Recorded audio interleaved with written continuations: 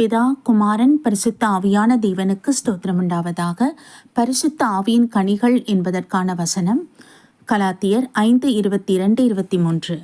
ஆவியின் கனியோ அன்பு, சந்தோஷம், சமாதானம், நீடிய பொறுமை, தயவு, நற்குணம், விசுவாசம், சாந்தம், இச்சையடக்கம், இப்படிப்பட்டவைகளுக்கு விரோதமான பிரமாணம் ஒன்றும் இல்லை. யோவான் 15:16. நீங்கள் என்னை தெரிந்து கொள்ளவில்லை, நான் உங்களை தெரிந்து கொண்டேன். நீங்கள் என் நாமத்தினாலே பிதாவை கேட்டுக்கொள்வது எதுவோ அதை அவர் உங்களுக்கு கொடுக்கத்தக்கதாக நீங்கள் போய் கனி கொடுக்கும்படிக்கும் உங்கள் கனி நிலைத்திருக்கும்படிக்கும் நான் உங்களை ஏற்படுத்தினேன் என்பதே. கர்த்தருடைய நாமத்திற்கு மகிமையுண்டாவதாக.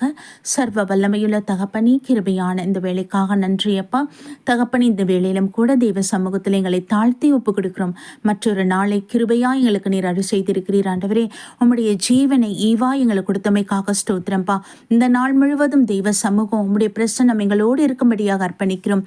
நீர் சொன்ன வார்த்தையின்படியே தகப்பனே, பரிசுத்த ஆவியின் கனிகளின் நாங்கள் ஒவ்வொருவரும் பெற்றுக்கொள்ள கிருபை தாங்க.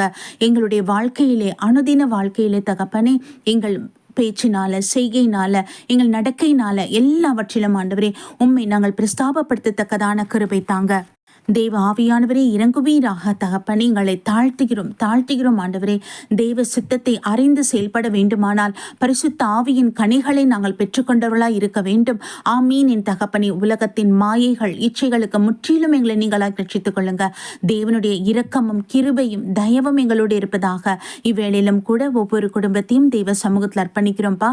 எங்கள் இந்திய தேசத்தை தெய்வ சமூகத்தில் ஒப்பு கொடுக்கிறோம். என் ஆண்டவரே அப்பா, பலவிதமான பிரச்சனைகளிலும் ஆண்டவரே வியாதிகளிலும் அகப்பட்டிருக்கிற பிள்ளைகளை தெய்வ சமூகத்தில் ஒப்பு கொடுக்கிறோம் அப்பா. உம்முடைய பரிசுத்த கரத்தினால நீங்க தொடுங்க, சுத்திகரிங்க, பரிசுத்தப்படுத்துங்க, அற்புதமான விடுதலை கொடுங்க தகப்பனே.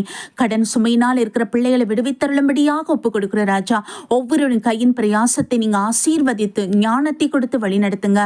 குடும்பத்தை நடத்த வேண்டிய ஞானத்தை கணவனுக்கும் மனைவிக்கும் கொடுங்கப்பா.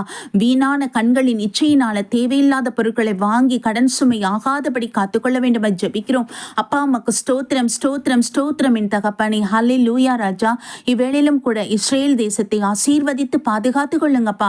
அப்பா, உங்க சித்தம் மாத்திரம் நிறைவேறத்தக்கதாக ஒப்பு கொடுக்கிறோம் ஆண்டவரே.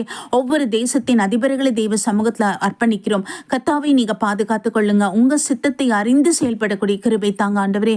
ஒவ்வொரு தேசத்தின் அதிபர்களுக்கு தெய்வ பயத்தை நீங்க கொடுங்கப்பா.